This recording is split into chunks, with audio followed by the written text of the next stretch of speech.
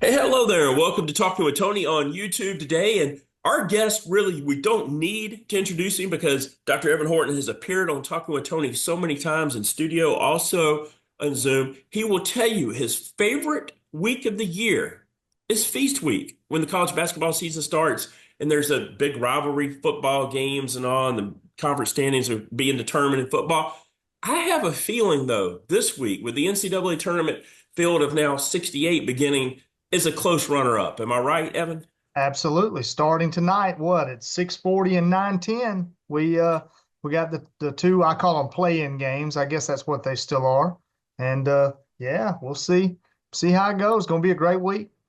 All right, let's see if you'll how forthcoming you'll be with me here if I ask you this. You're our favorite administrator, of course. Bubba Cunningham's athletic director at the University of North Carolina. Now, apparently, he recuses himself or leaves the room when the University of North Carolina is being discussed. If he's not the head of the committee and the athletic director at the University of North Carolina, are the Tar Heels in the field of 68? I'm not sure they are just because of human nature.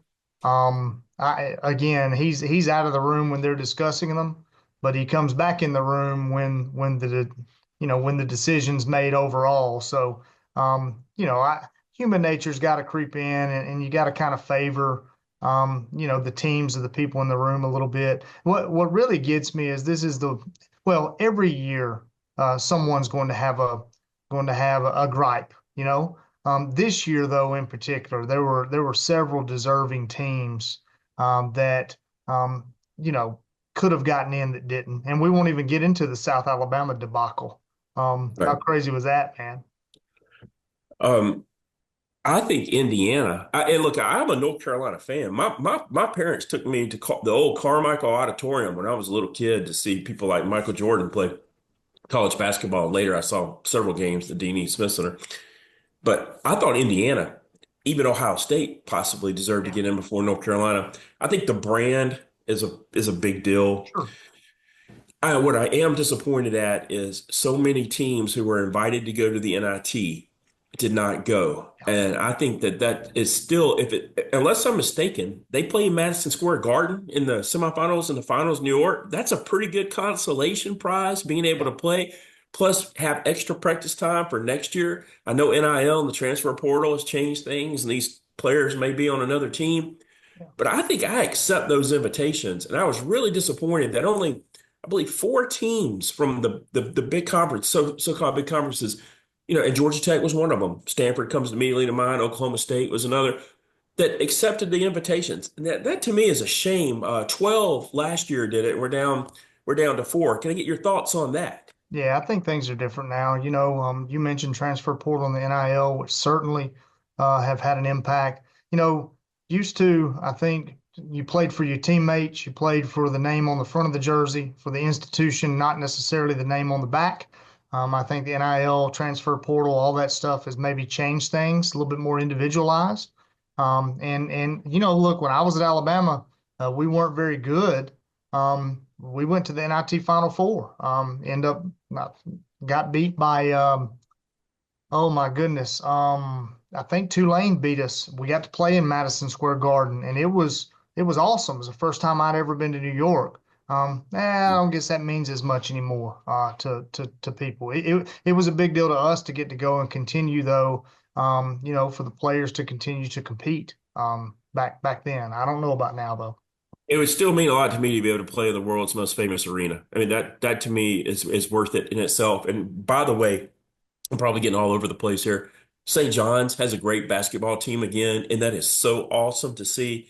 And even though you can go see a Connecticut play, you can go see a Villanova play in the Big East, when St. John's is relevant, there's that extra element that the Garden is just alive. It was just amazing to watch that Big East championship game against Creighton and hear their crowd behind them. 100%. College basketball is better when St. John's is good. Let's just say that. And this year, in a lot of ways, it's kind of a throwback. Roles have been a little bit different. Back when I was in school, the Big East, man, you had the Syracuse, it was awesome. Georgetown, that was awesome. Back in the day, in that meat grinder, the Big East. Well, this year the SEC was that meat grinder. But to have a St. John's who's relevant again, just it's big for college basketball. I want you to pick the final four with us. I first want to discuss our teams before we do that. All year here on Talking with Tony, I've said that I believed Auburn would be the overall number one seed for Mhm. the NCAA tournament if they won the SEC regular championship. Because if you're going to put, and I was saying 13 teams in the NCAA tournament, but if you're going to put 14 teams in from one conference, you have to award, yeah, just have to give that the champion. And they played the Dukes and the Iowa States and the Houstons. They played, brutal non-conference schedule. People could say, I think it was Stanford Steve who said, has a team that's lost three of their last, four games ever been a overall number one seed like this or ever won a national champion and championship? The answer is no. But if you go back to 1977, Marquette lost three games 2 weeks before the season was over consecutively. And they did very well in the NCAA tournament, beating North Carolina in the Omni in the championship game and Al McGuire's final consist. So I believed Auburn was worthy. Are they the hottest Yeah. team in the country? No, they're not. But if you look at what they did over the entire realm of the whole season, 8 weeks at number one, it's hard for me to argue for another team to be the overall number one seed, Evan. 100%. The only team that you could possibly argue has a better or as good a resume, not better, resume for the overall number one seed, quite frankly, is Florida because they've come through the same conference, won the conference tournament. I cannot say that Duke should be the overall number one because of the weakness of their conference this year. And what I hope, you mentioned losing 3 out of 4, what I hope for the Auburns and the Alabamas and the Floridas is that the grind of the season isn't catching up to them. Nate Oates mentioned last week, I'm going to screw this quote up, but that Alabama had played more quad one teams in the last 2 weeks than school whatever in the ACC had played all year. Um, Eventually fatigue sets in and the grind just catches up with you. I hope that's not going to happen to the SEC. Auburn is, I've texted you a couple of times this year. I still feel they're the best overall team in the country. I firmly believe that. They have the National Player of the Year, who's unbelievable. They can go to him and he can score when they need baskets. They're unbelievable on the defensive end. I just hope the grind isn't catching up to them. And it's a valid point. I mean, and for Alabama, nobody played a tougher schedule their final six games of the regular season, and then made a decent showing in the SEC tournament as well. Um, could be an injury concern there with Grant Nelson. But I've told you, and I liked Bama going into the SEC tournament. I like Tennessee going into the SEC tournament. Tennessee from a standpoint because they defend so well. Those the Meshach and Ziegler, the guard, the backcourt, to me, they're as good as two Clint McDaniels when he played at Arkansas in the mid '90s and they won a championship and they were a runner up. I mean, he was just that good on guard defender, and they've got Tennessee has got that, and I think they're going to do real well in the NCAA tournament as well. But to Alabama, the reason that I've liked them all year is their depth. They have so many kids. If there's a team that can overcome a significant injury, it is Alabama. It is big guards. Matchups are going to be key for them, though, going forward. Big guards have kind of given them problems all year. And then you got to have a healthy Grant Nelson. When he's on and playing well, they are as good as anybody in the country. He's got to be healthy. I mean, you saw the difference. The matchups just changed when he went out of the game, Saturday afternoon. They went from being up 1 to down 13 in a span of really no time. So hopefully he can play because look, I think when you have the Alabamas, the Auburns, the Tennessees, all those guys in peak form playing their best in March, it's going to make it fun. You don't want to go through a year, lose one of your best guys, and then get put out because of injury, so to speak. So I hope he's ready, and I hope the tournament's going to be as fun as I think it is. Look, no one can outscore Alabama. I mean, that's just true. But to win and make the deep run in the tournament and to eventually win the national championship, you have to upgrade your game on the defensive side as well. Does that give you reservations as far as Alabama's chances down the road? It does because the games where they've struggled, they've gotten out rebounded like crazy. I mean, look at the Florida game at home a couple weeks ago. They were on the stat sheet. Rebounds were just it was ridiculous in Florida's favor. So you gotta do the little things. You got to box out on the defensive end. You got to be able to make stops when you need them. What's that old phrase? Offense wins games, defense wins championships. It's as true now as it's ever been, even in this era of high flying, up and down basketball where they're not running a lot of set stuff. You gotta make stops if you're going to win, and it's been tough on them all year long. I just hate it. They were returning their best team ever, quite frankly, and then the conference is better than it's ever been, top to bottom. So as an Alabama fan, that stinks. But could you imagine, man, if they can get there and you could have Auburn and Alabama in the finals? Could you imagine what that would be like? I mean, Twitter would break. I mean, and I know there's a lot of anti-SEC sentiment in the country, but I'm thinking it would be a ratings bonanza. Oh man, it would be nuts. And look, the state of Alabama, if that happened, the country wouldn't be allowed to forget it for the next 50 years. Oh, we'll lose power that night. Everybody will have their televisions on and all that. It'd be worse than the tornado coming through here. By the way, you and I both have spent, important part of our lives in the state of Alabama, and I'm in the state of Alabama now, and our hearts go out to everybody affected Absolutely. by the tornadoes. Some of the what I've seen is just, and schools obviously affected. You know as much as anyone what that can be like. So I think it's important for us to point out that our thoughts and our prayers are with those folks that have been really affected by this monster storm that came through here this weekend. Yeah, man, we get to sit here and have fun for 30 minutes and talk basketball. And there are people that lost everything and people that lost lives. So keeps all this other stuff in perspective. Greatly said. Some people are just trying to you're right, some lost their lives and others just trying to keep their life together right now. I think what I'd like to do is get you to pick some of the big first round matchups, some of the more hotly contested matchups, if you will, and then we'll both pick Final Four teams. I picked out three games earlier in each region. Let's start in that South region where Auburn is. They're going to wait for the winner of Louisville and Creighton, assuming Auburn wins on Thursday, which is pretty safe to say. Louisville playing not too far from home in Lexington. That's going to be an issue for Auburn come Saturday. But if they defeat Creighton, do you think they get past the Blue Jays? I just like Creighton. I really do. Creighton has been battle tested. The way they play, you better be disciplined. You better come ready to go. I, for whatever reason, like Creighton in this one. They really made St. John. I mean, look, if you looked at the final score, you would think St. John's won that game easily in the Big East championship game, but they really made St. John's earn that. They pushed St. John's. And like I said, that was a home court advantage, that atmosphere for St. John's. I can totally see Creighton. Creighton's a disciplined team. They make free throws. They shoot the three-point ball well. They've got a great coach. I could see that. I totally could see that. There's a team that I've watched four times this year, and I have been thoroughly impressed with them every time, including their conference championship game, which I believe was against Cal Irvine. But I'm talking San Diego. They're taking on Michigan, and they call themselves UC San Diego, not to be confused with the other San Diego. Michigan just won the Big Ten basketball tournament championship. Didn't exactly get a great seed from the committee, and now they're sitting here having to face a heck of a team that a lot of people don't know about. But I think you being the college basketball guru, you're a little aware of how good they are fundamentally and how well coached they are. It's a team just doesn't commit any turnovers. This is a tough test for Michigan. Do you think they escape? Oh, I do. And Michigan size. I think this one's going to Okay. come down to, I mean, what they got, two 7-footers. They don't make mistakes.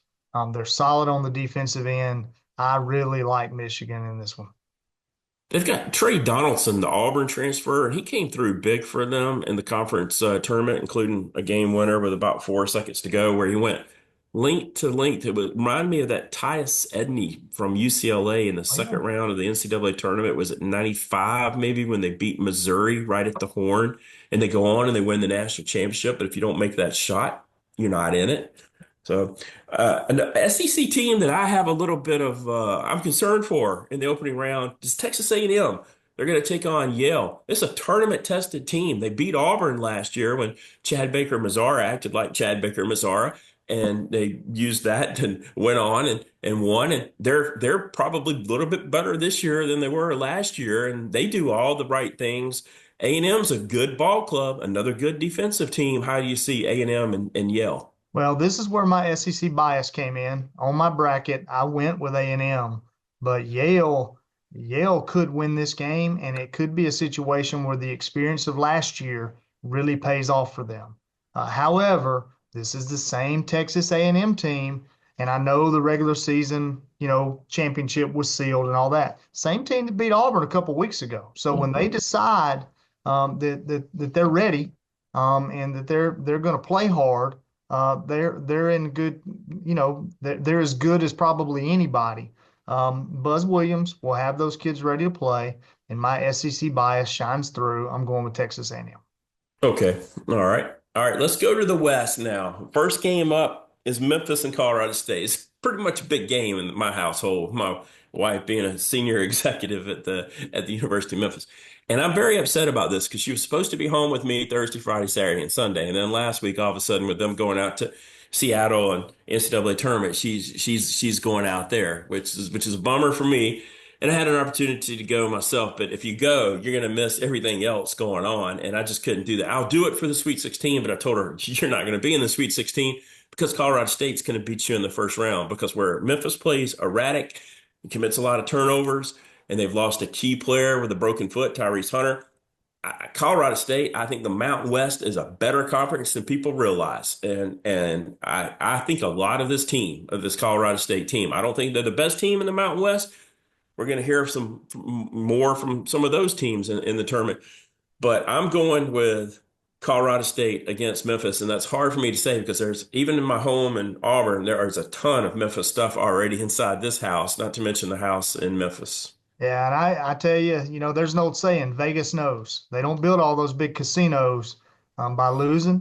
When the line came out for this one right after the selection show on Sunday, it caught my interest.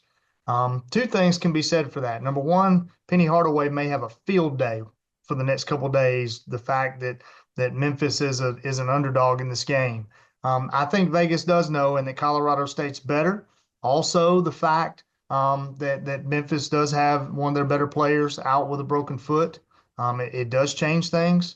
Um, I love the way Memphis plays, though. Memphis is Mm. tough. Memphis, they get after you. Danger is one of my Hmm. favorite players after watching what he did and the way he competed against UAB Sunday afternoon. But with all that said, I think Vegas gets this one right and Colorado State wins. What is it? Was it 2.5 point favorites for Colorado State? Yeah. And that's very telling when one's a 12 and the other's the five. So I mean, Yes. Colorado State's the 12. I like that team. I like that conference. I watched a good bit of. I watched Nevada, Steve Alford all the time. They didn't have their best season, but San Diego State will play North Carolina, obviously in that playing game. New Mexico is really good. Utah State lost a big game to Colorado State in the conference tournament last week, and Boise State, another conference that I have religiously watched through the years. Not quite the same now because of the teams that have defected from it is the Missouri Valley Conference. But Drake is still part of the Missouri Valley. They've lost some of their power teams. Creighton was one of the ones that we mentioned a little while ago. They brought in Wichita State, but they've lost Wichita State, since then.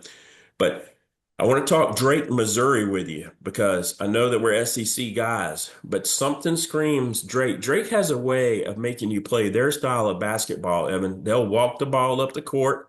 They'll take a lot of time off the play clock. They have the best defense in the country because they limit your possessions. They just don't give you as many possessions. I think Missouri has a heck of a team, but I like Drake with the upset in the spot. I'm with you, and it comes down to tempo, tempo, tempo. If they're allowed to play the Drake style, walking it up, limiting your possessions, then it could be a long day for Missouri. Flip side of that though is if Missouri can get stops on defense and get out and get up and down the floor, it could It's be a done. long way the other direction. But I If do I, agree with Drake.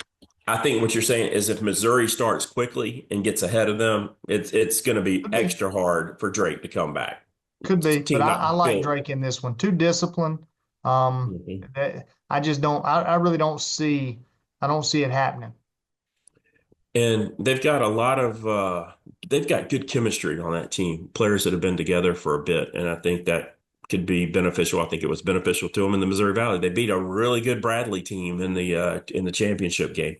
Okay, this is a first round matchup, but Kansas and Arkansas. Am I looking at this correct? Are these two teams really facing off each other in the opening round? It's crazy. It's crazy how the mighty have fallen, isn't it? Yeah. It sure is. And Kansas, what preseason number one? Am I Yes. correct? Preseason What number one. happened to them? What happened to them, Evan?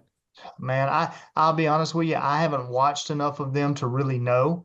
I've been so consumed with the SEC all year because, typically, Tony, I'll watch a bunch of Kansas games because they're really good. And there are a lot of games typically in the SEC every year that aren't great. This year, Hmm. every game in the league was a daggone bloodbath, for goodness sakes. So I didn't pay as much attention to the Big 12 and whatnot. With that being said, Arkansas is not very good. Hmm. They're just, I'm not an Arkansas believer this year. I've watched them play a lot. They pulled out several miracles at home this year. They're very inconsistent. I mean, you've heard Cal all year. He's kind of he hadn't been real thrilled with the way that they play. I mean, they can beat a Kentucky and then turn around and lose to somebody they shouldn't lose to. I don't see them going far, and I see Kansas and their tradition potentially winning them a game in the tournament, if And that makes any sense. no, it makes total sense. And they still have Hunter Dickinson and they still have a crowd that will travel. Yep. And that will be big for Kansas. Let's go to another SEC team that's in for a test against a team that won a national championship not too long ago. I'm talking in the East region between Mississippi State and Baylor. I like Mississippi State. Okay. They are tough. They are hard nosed. And this is one that I saw. I was like, you know what? You better watch out, Baylor, because Mississippi State, they're going to bring the hard hat, and they are going to be tough. They're going to be nasty, and you better come ready to play. I like Mississippi State. Okay, fair enough. BYU and VCU, there are one guarantee. If Brigham Young is in the NCAA tournament, they're going to play on Thursday because they're not allowed to play on Sunday. So they need a Thursday, Saturday type matchup. BYU is an explosive, fun team to watch. VCU is one of those really good defensive teams. This is a fun matchup if you love watching fundamentals of college basketball and you like watching X's and O's. It's up to you now to tell us who wins. I think this is a classic first round NCAA tourney game that hangs close halftime through the 16-minute mark of the second half. And I think slowly but surely you'll see BYU's physicality begin to take over, their explosiveness begin to take over in the second half. I think they win, but I don't think it's a blowout by any stretch. Fair enough. You've got St. Mary's and Vanderbilt. This is Hmm. one SEC team that I believe is in trouble. Yeah, This St. Mary's team, they're a good team. They were the top seed this year in their conference, which is of course known to have Gonzaga. We're going to get to them in just a moment, by the way. But I'm going against the SEC here. Are you with me with St. Mary's? I'm with you. When I saw it, I was like, that's a trap for Vandy. St. Mary's is good, and you better look out, be ready to play Alabama in that second round if you get there, because that's the matchup for you. And that is, I mean, it's a trap game if there ever was one in the NCAA tournament. I mean, St. Mary's has won what, 28 games, 29 games, something like that. Yeah, that is Big correct. and physical. You better watch out. Everybody's talking about Alabama got this good draw. It'll look a lot better. You get the other side of St. Mary's. That wraps up the East selections. Let's talk about three selections from the West. Another SEC team, one with a lot of local interest, the University of Georgia, taking on Gonzaga that we just mentioned. I like Georgia and what they've done. I hope Georgia can beat Gonzaga. I don't see it though. I Mm. see Gonzaga winning that one. Now, Gonzaga could be down. They're by all accounts, they're down a little bit this year. Let's just, they're not the Gonzaga of the past, the dominant Gonzaga. Um, I just I like them to win. I like Gonzaga in this one. It would be cool to see UGA deny their streak of Sweet 16 appearances. Well, yeah, we'll see. Tough hurdle for sure. This is a tough hurdle for Purdue. If you just look at the title high point and you hadn't followed what they've done this year, you would think easy victory for Purdue. Odds makers even have Purdue as 8-point favorites. I think this game is tight. Purdue is one of those teams at times they do all the things you love to see in a basketball program, and at times they're sort of like Texas A&M. They don't play to their potential, and it really cost them. I think Purdue survives here, but I think it'll be an entertaining game, and it would be one that I would pay to go see. Yeah, I think so too. Purdue's just been incredibly inconsistent all year. Last year with Zach Edney and the group that they had together last year, I think everybody got really spoiled. This year they've been a little bit Jekyll and Hyde, a little bit inconsistent. I'm with you. I think they win this one. Again, though, it's going to be 8 is probably a good margin. I could see it stretching out. If things go their way, it could stretch out to 12, 15, or you could be looking at a 1-2 possession game coming down the stretch. But I do like Purdue in this one. Final game before we pick our final four teams, UCLA and Utah State. I told you about my admiration for the Mountain West Conference. Utah State's part of that.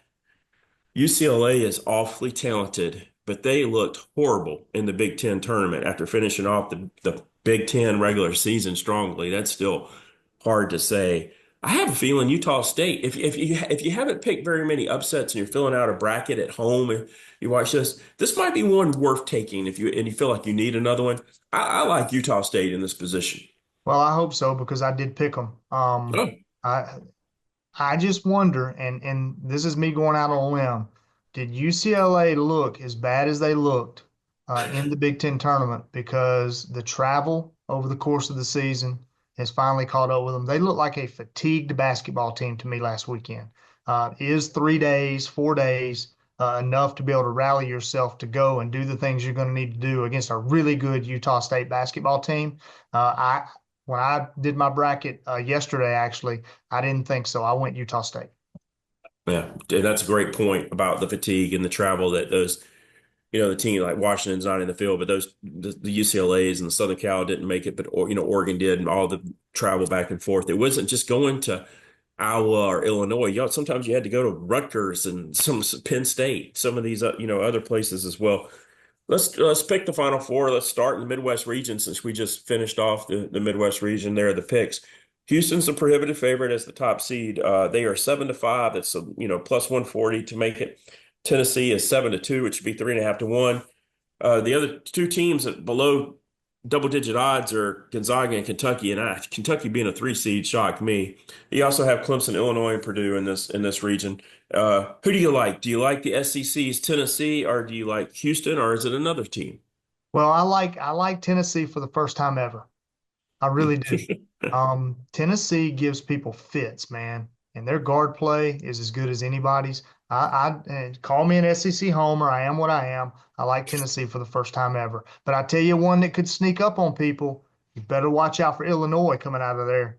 Mhm. Illinois, they play. I've seen them play a few times this year. If they get going, you better watch out. All right, so there you have it, folks. Going with Tennessee, but the team we want you to keep an eye on is Illinois. In the East region, Duke is, let's say, even money favorite to go with the odds. Bama is the second choice at 4-1. Arizona and Wisconsin are both 10-1. Brigham Young is 20-1. And I should push back a little bit on the Midwest. I'm going with the top seed, the Houston Cougars. So we're a little bit opposite of there. Here's your chance. Going with the alma mater to go to back-to-back Final Fours. It depends on Cooper. If Hmm. he's healthy, I don't know that Alabama's going to match up well with Duke. Let's just put it that way. Um, it's a tough one for me. I want to see Alabama go back to the Final Four. I don't feel great though after watching the last couple of weeks of the season. They've struggled against some pretty good teams. Now they played a lot of pretty good teams too, but Yes. are they consistent enough to run the gauntlet and get to the Final Four? Last year they were. Last year they were consistent enough. I don't know that Alabama is. Duke, they've teetered right around number one all year. Is some of that to do with the conference being down and who they played? Maybe. But Duke seems to be primed and ready if they're healthy. So give me Duke, unfortunately. Give me Alabama, Chris Oh, Youngblood and company. Give me the Tide. I think that they won't need Nelson in the first round, and I think he gets healthy. I think he's healthy for the Sweet 16 for sure. I love their depth, and I love ACC hoops. But Evan, this year ACC hoops was just not ACC hoops, and with Cooper Flag, it didn't matter. Duke led North Carolina by 21 points at halftime of the ACC championship game and barely held on and won. I'm going with Alabama to make the I, Final Four. I hope I'm wrong. And dark horse coming out of there, maybe it Wisconsin. Wisconsin could be Mhm. a dark horse coming out of there, couldn't they? They do everything right. Yep. They absolutely do everything right. We'll go to the South region where Auburn is the favorite. They're the even money favorite. Michigan State's the next best at a little over 4-1 odds. Iowa State, Texas A&M are the next couple of choices. I like Auburn. I think Auburn can beat you by several different ways. I mean, they can change up whatever they need to do. They're sound defensively. I think Chad Baker Mazara could be an issue. He loves to have the attention on him. Picking them, assuming he keeps his emotions in check and doesn't behave the way he's been behaving. But I'm going with Auburn, and and in this region, I like the chalk all the way to the Elite Eight, and I think that's going to be a beautiful setting in Atlanta between Michigan State and Auburn, and I think Auburn will have a huge backing there. I will certainly be there. I'm going with Auburn. I agree with you 100%. We'll give you one potential dark horse coming out of there. Don't sleep on Iowa State. Sure. No, we know it. We saw them in Maui, and they are without a key player right now. I don't know what his status like as they go further in the tournament. Yeah, strong, strong team. Auburn beat them by like 1 or 2 points in Maui. So yeah, Iowa State's absolutely legitimate. In the West, Florida is that what they would say odds on because they're less than even odds. They're 4-5. There's Texas Tech, St. John's, Maryland, Kansas, and Missouri. This is a good, to me, is a really competitive region. It is hard to argue about how great Florida's playing right now. If you do the eye test, so to speak, Evan, they do look like the best team in the country as of playing right now. Yeah, I mean, I 100% agree with that. Don't know how you could pick against them. If they have a little luck in the tournament, as good as they've been playing, I think they can make the run to the Final Four. But you got to have that little bit of luck. Texas Tech is a team I may have watched twice this year. I don't know a lot about them, although I've heard a lot about them over the course of the last couple of days. So, we'll see if somebody like that might be able to match up and play against Florida. But I like Florida. You said that you could use a little luck. In 2000, the Florida Gators were in all kind of trouble against, I believe, Butler in the first round, and they missed a free throw, and Mike Miller got the rebound and put it up and in, and they won by one, and they used that to platform them all the way to the national championship game, where they lost to Michigan State. Uh, That was also the last time Florida won the conference tournament, I believe. So, that's a um, great call. Could be an omen, huh? yeah, maybe so. We'll see. Uh, or as we say in the writing world, an augur, AUGR of things to come. Some is telling me St. John's. All right, Patino back in the Final Four. I'm going to go with St. John's here. I don't see how you can really argue against them. St. John's, they have pretty good backing from a certain booster for NIL that I think has really helped things. They play what I call Big East basketball. They're tough. I think St. John's is as good as anybody. I'm spreading the wealth here. I got two SECs. I got a Big East, and I've got a Big 12. You would have ACC, SEC, SEC, and SEC. You'd have three SECs. You're I'm keeping not it doing all that. here. Yeah, I'm putting all my and look, out of those three, none of them are my alma mater. How bad is that? Well, I was going to tell you, what if it's three are correct, two are correct, but the one that you got wrong ends up being the team you would really like to have there anyway, and then you get Bama there. Okay, I'm happy to be wrong all day long. Well, it's fortunate for the people of Coweta County you haven't been wrong in your job very often, That especially depends getting on us. who you ask. Well, those people are uninformed. Getting us through the COVID situation, and even more important to me, the tornadoes, and just being at noon and high, and just it's just majestic. Now, that's a great Shakespeare. Shakespeare gave us that word, majestic, and that's how I feel about noon and high. Evan, we're out of time, but I really appreciate you taking the time visit with me today. You got it. We'll see you in 2 weeks. See how we did. Sounds great. For Jake Barton and Evan Horton, I'm Tony Jones. We'll see you next time right here on Talking with Tony. See you, Tony.